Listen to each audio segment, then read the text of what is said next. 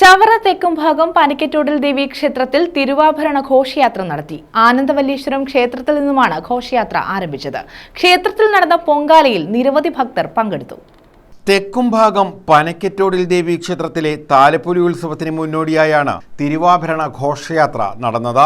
ആനന്ദവല്ലീശ്വരം ക്ഷേത്രത്തിൽ നിന്നും പുറപ്പെട്ട ഘോഷയാത്ര മുളങ്കാടകം ശക്തികുളങ്ങര ക്ഷേത്രം വഴി കൊറ്റൻകുളങ്ങര ദേവി ക്ഷേത്രം, ചവറ ഭരണിക്കാവ്, മാടന്നട, കോയിവിള അയ്യൻകോയിക്കൽ ധർമ്മശാസ്ത്ര ക്ഷേത്രം, പാവുമ്പ ദേവി ക്ഷേത്രം, കുളങ്ങരവെളി ദേവീപീഠ സന്നിധി, പനവിള സുബ്രഹ്മണ്യസ്വാമി ക്ഷേത്രം, ഉദയാദിത്യപുരം ക്ഷേത്രം വഴി പനിക്കോടിൽ ക്ഷേത്രത്തിലെത്തി.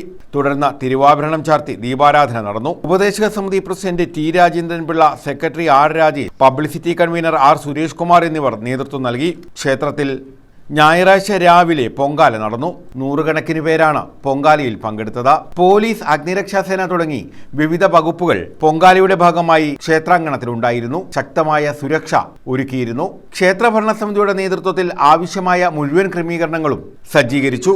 അന്നദാനവും കുടിവെള്ള വിതരണവും ഉൾപ്പെടെ നടത്തി.